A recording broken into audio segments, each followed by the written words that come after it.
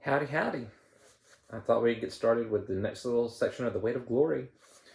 Um, I was noticing as I was getting this set up, the posters on the wall. I can't remember if I've mentioned it to you before. I'm over them. Like, when I walk by and look at them, I'm just like, eh. The only reason I don't take them down is because I don't have anything to put up and it'd just be a big empty space. But I was thinking if we start doing, those puzzles or whatever, and give me some options for things I could put up on the wall. So if we get a couple more puzzles done, these might come down. I might have puzzles on the wall. Or, alternatively, if we keep taking more pictures together, might have some kind of little collage of us and us with the kids and stuff. I think I would enjoy that maybe more than the puzzles, because while I'm working I can turn around and see that, and that would make me happy. But if not, the puzzles would be nice too, because that's something I'm doing with you. Anyway, that's enough talk about that. We're getting started on chapter 4, which, let's see here. The title of this chapter is Transposition. I'll put you a little closer to me. All right. In the church to which I belong this day is set apart. It'd be nice if there was a comma or something so I knew where the transition was. In the church to which I belong, this day is set apart for commemorating the descent of the Holy Ghost upon the first Christians shortly after that ascension. I want to consider one of the phenomena which accompanied or followed this descent, the phenomenon which our translation calls speaking with tongues, and which the learned call glossolalia. I'll show you the word. Glossolalia, whatever that is. Excuse me. You will not suppose that I think this is the most important aspect of Pentecost, but I have two reasons for selecting it. In the first place, it would be ridiculous for me to speak about the nature of the Holy Ghost or the modes of his operation. That would be an attempt to teach what I have nearly all. That would be an attempt to teach when I have nearly all to learn. In the second place, glossolalia has often been a stumbling block to me. It is, to be frank, an embarrassing phenomenon. St. Paul himself seems to have been rather embarrassed by it in 1 Corinthians, and labors to turn the desire and the attention of the church to more obvious edifying gifts. But he goes no further. He throws in almost parenthetically the statement that he himself spoke with tongues more than anyone else, and he does not question the spiritual or supernatural source of the phenomenon. The difficulty I feel is this. On the one hand, glossolalia has remained an intermittent variety of religious experience down to the present day. Every now and then, we hear that in some revivalist meeting, one or more of those present has burst into a torrent of what appears to be gibberish. The thing does not seem to be edifying, and all non-Christian opinion would regard it as a kind of hysteria, an involuntary discharge of nervous excitement. A good deal even of Christian opinion would explain most instances of it in exactly the same way. And I must confess that it would be very hard to believe that in all instances of it, the Holy Ghost is operating. I think I messed a word up in there, but you know what it's supposed to say. It'd be very hard to believe that in all instances of it, the Holy Ghost is operating. We suspect, even if we cannot be sure, that it is usually an affair of the nerves. That is one horn of the dilemma. On the second hand, we cannot as Christians shelve the story of Pentecost or deny that there, at any rate,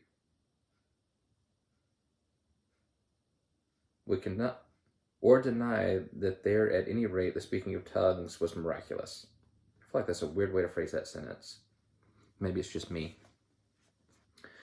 For the men spoke not gibberish, but languages unknown to them, though known to other people present. And the whole event of which this makes part is built into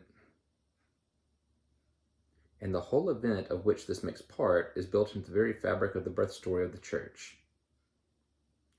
Am I having an off day, or is he phrasing these sentences weird? I feel like I get halfway through a sentence, I'm not sure what you're trying to say, and I stumble. So I'm sorry if I'm making it hard to follow. It is this very event which the risen Lord had told the church to wait for, almost in the last words he uttered before his ascension. It looks, therefore, as if we shall have to say that the very same phenomenon which is sometimes not only natural but even pathological, is at other times, or at least at one other time, the organ of the Holy Ghost. And this seems at first very surprising and very open to attack. The skeptic will certainly seize this opportunity to talk to us about Occam's razor. I don't know if you know Occam's razor. That is basically the simplest explanation is usually right. So the skeptic will certainly seize this opportunity to talk to us about Occam's razor to accuse us of multiplying hypotheses. If most instances of glossolalia are covered by hysteria, is it not, he will ask, extremely probable that that explanation covers the remaining instances too? It is to this difficulty that I would gladly bring a little ease if I can, and I will begin by pointing out that it belongs to a class of difficulties. The closest parallel to it within that class is raised by the erotic language and imagery we find in the mystics. In them, we find a whole range of expressions, and therefore possibly of emotions, with which we are quite familiar in another context, and which, in that other context, have a clear natural significance. But in the mystical writings, it is claimed that these elements have a different cause. And once more, the skeptic will ask why the cause, which we are content to accept for 99 instances of such language, should not be held to cover the 100th too. The hypothesis that mysticism is an erotic phenomenon will seem to him immensely more probable than any other. Put in its most general terms, our problem is that of the obvious continuity between things which are admittedly natural and things which, it is claimed, are spiritual. The reappearance in what professes to be our supernatural life of all the same old elements, which make up our natural life and, it would seem, of no others. If we have really been visited by a revelation from beyond nature, is it not very strange that an apocalypse can furnish heaven with nothing more than selections from terrestrial experience, crowns, thrones, and music, that devotion can find no language but that of human lovers, and that the rite whereby Christians enact a mystical union should turn out to be only the old familiar act of eating and drinking? And you may add that the very same problem also breaks out on a lower level, not only between spiritual and natural, but also between higher and lower levels of the natural life.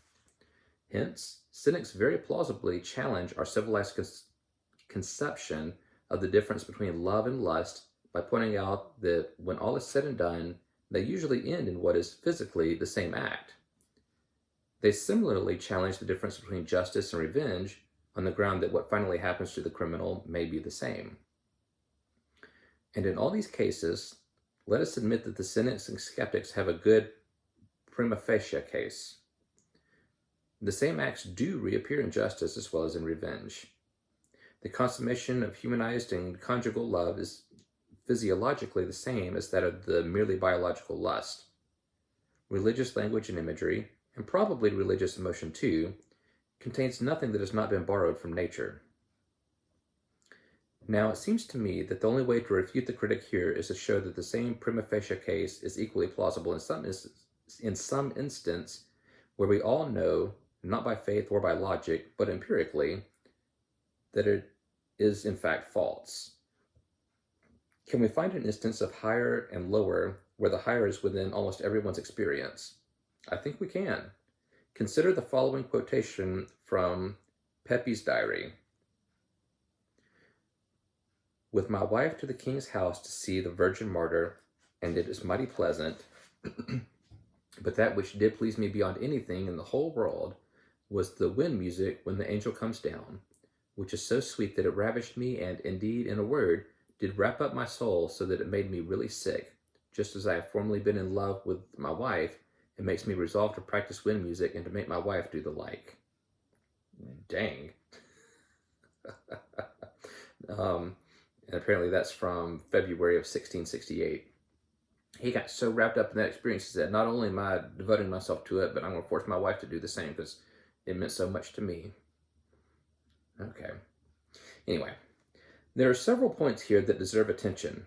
One, that the internal sensation accompanying intense aesthetic delight was indistinguishable from the sensation accompanying two other experiences, that of being in love and that of being, say, in a rough channel crossing. Two, that of these two other experiences, one at least is the very reverse of pleasurable. No man enjoys nausea. 3, that Pepys was nevertheless anxious to have again the experience whose sensational accompaniment was identical with the very unpleasant accompaniments of sickness. That was why he decided to take up wind music. Now, it may be true that not many of us have fully shared Pepys's experience, but we have all experienced that sort of thing. For myself, I find that if, during a moment of intense aesthetic rapture, one tries to turn around and catch by introspection what one is actually feeling, one can never lay one's hand on anything but a physical sensation. In my case, it is a kind of kick or flutter in the diaphragm. Perhaps that is all Pepys meant by really sick. But the important point is this. I find that this kick or flutter is exactly the same sensation which, in me, accompanies great and sudden anguish. Introspection can discover no difference at all between my neural response to very bad news and my neural response to the overture of The Magic Flute. If I were to judge simply by sensations, I should come to the absurd conclusion that joy and anguish are the same thing, that what I most dread is the same with what I most desire. Introspection discovers nothing more or different in the one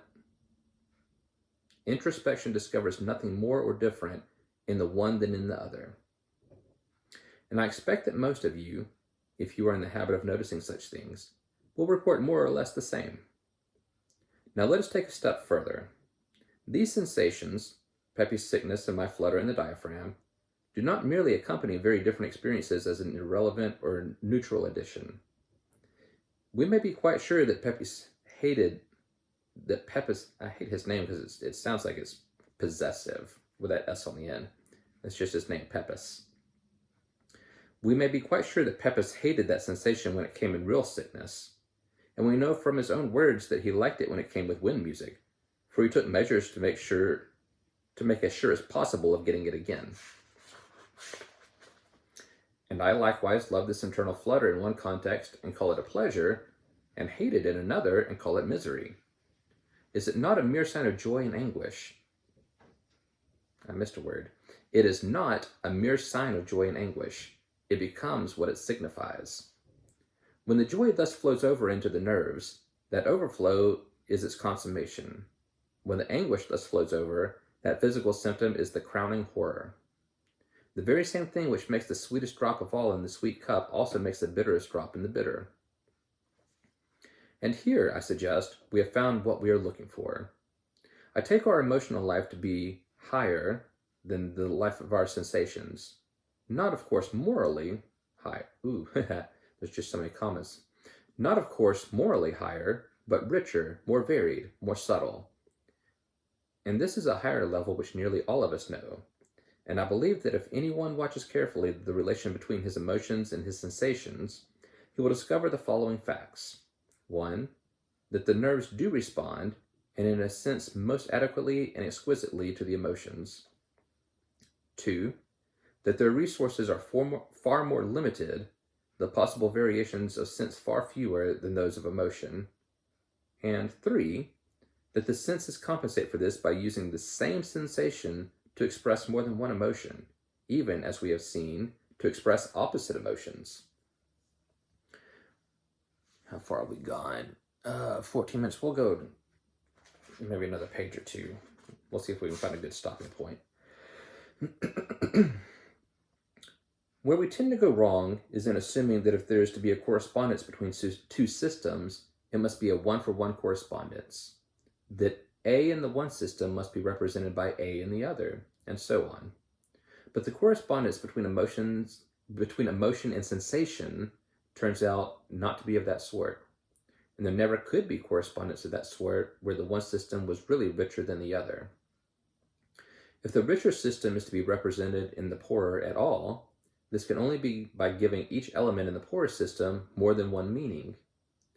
The transposition of the richer into the poorer must, so to speak, be algebraical, not arithmetical. Arithmetical. How do you say that word? Arithmetic, all. Arithmetical? If you just said that in a sentence, I wouldn't know what you were saying. I don't know if I've ever heard anyone say that word.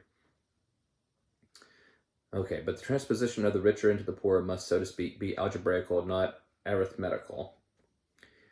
If you were to translate from a language which has a large vocabulary into a language that has a small vocabulary, then you must be allowed to use several words in more than one sense. If you were to write a language with 22 vowel sounds into an alphabet with only 5 vowel characters, then you must be allowed to give each of those 5 characters more than one value. If you were making a piano version of a piece originally scored for an orchestra, then the same piano notes which represent flutes in one passage must also represent violins in another. As the examples show, we are all quite familiar with this kind of transposition or adaptation from a richer to a poorer medium. The most familiar example of all is the art of drawing.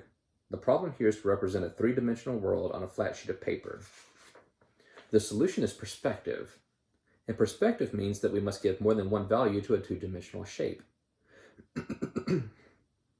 Thus, in a drawing of a cube, we use an acute angle to represent what is a right angle in the real world. But elsewhere, an acute angle on a paper may represent what was already an acute angle in the real world. For example, the point of a spear or the gable of a house. The very same shape which you must draw to give the illusion of a straight road receding from the spectator is also the shape you draw for a dunce's cap. As with the lines, so with the shading. Your brightest light in the picture is, in literal fact, only plain white paper, and this must do for the sun, or a lake and evening light, or snow, or human flesh. I now make 2 comments on the instances of transposition which are already before us. 1. It is clear that in each case what is happening in the lower medium can be understood only if we know the higher medium. The instance where this knowledge is most commonly lacking is the musical one. The piano version means one thing to the musician who knows the original orchestral score, and another thing to the man who hears it simply as a piano piece. But the second man would be at an even greater disadvantage if he had never heard any instrument but a piano, and even doubted the existence of other instruments. Even more, we understand pictures only because we know and inhabit the three-dimensional world. If we can imagine a creature who perceived only 2 dimensions, and yet could somehow be aware of the lines as he crawled over them on the paper, we shall easily see how impossible it would be for him to understand. At first, he might be prepared to accept on authority our assurance that there was a world in 3 dimensions. But when we pointed to the lines on the paper and tried to explain, say that this is a road, would he not reply that the shape which we are asking him to accept as a revelation of our mysterious other world was the very same shape which, on our own showing, elsewhere meant nothing but a triangle? And soon, I think, he would say, you keep on telling me of this other world and its unimaginable shapes, which you all call solid. But isn't it very suspicious that all the shapes which you offer me, as images or reflections of the solid ones, turn out on inspection to be simply the old two-dimensional shapes of my own world as I have always known it? Is it not obvious that your vaunted other world, so far from being the archetype, is a dream which borrows all its elements from this one? Wow, that was a long point 1. 2. It is of some importance to notice that the word symbolism is not adequate in all cases to cover the relation between the higher medium and its transposition in the lower. It covers some cases perfectly, but not others. Thus, the relation between speech and writing is one of symbolism. The written characters exist solely for the eye, the spoken words solely for the ear. There is complete discontinuity between them. They are not like one another, nor does the one cause the other to be. The one is simply a sign of the other and signifies it by a convention.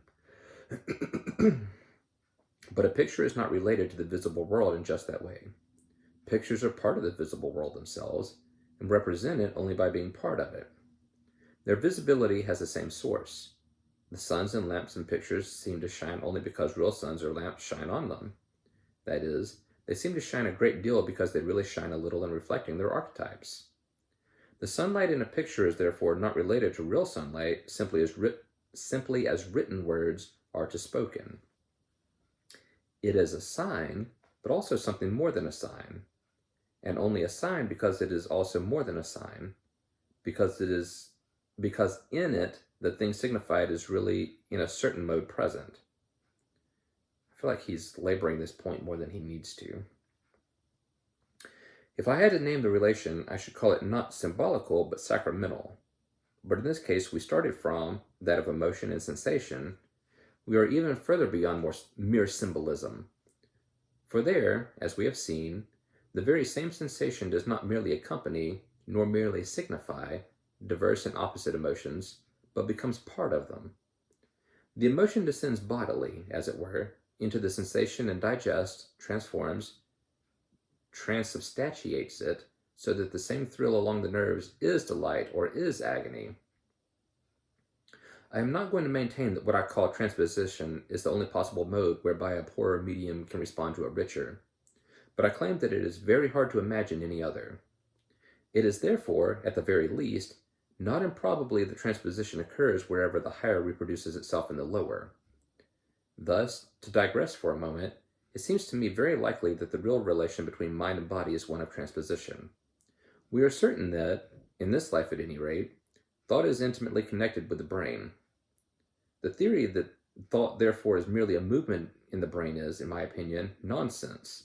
For if so, that theory itself would be merely a movement, an event among atoms, which may have speed and direction, but of which it would be meaningless to use the words true or false. We are driven then to some kind of correspondence.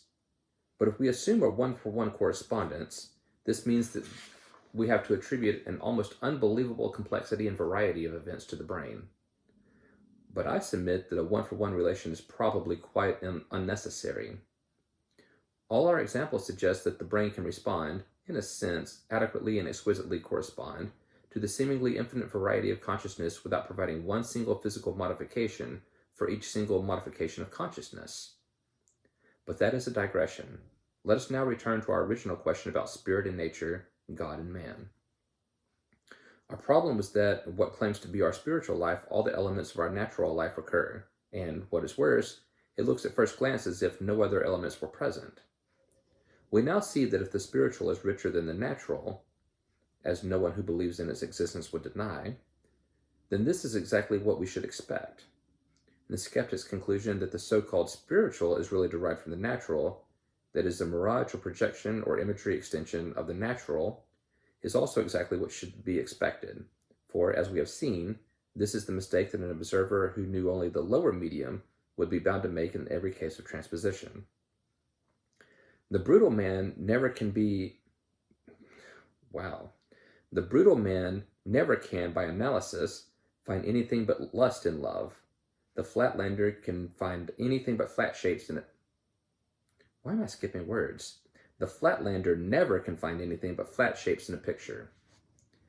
Physiology never can find anything in thought except twitchings of the gray matter. It is no good browbeating the critic who approaches a transposition from below. On the evidence available to him, his conclusion is the only possible one. Yeah, we got several pages to go. I think that might be a good place to stop. Yeah, we'll call it there. I feel like he's discussing an interesting point. Sometimes he just digs into it so hard that you're like, come on, let's move, let's get through this. I still stand by what I said. When I read a C.S. Lewis book, I'm glad I read it, but I'm also glad to be done with it. All right, we'll call it there. I'll talk to you later.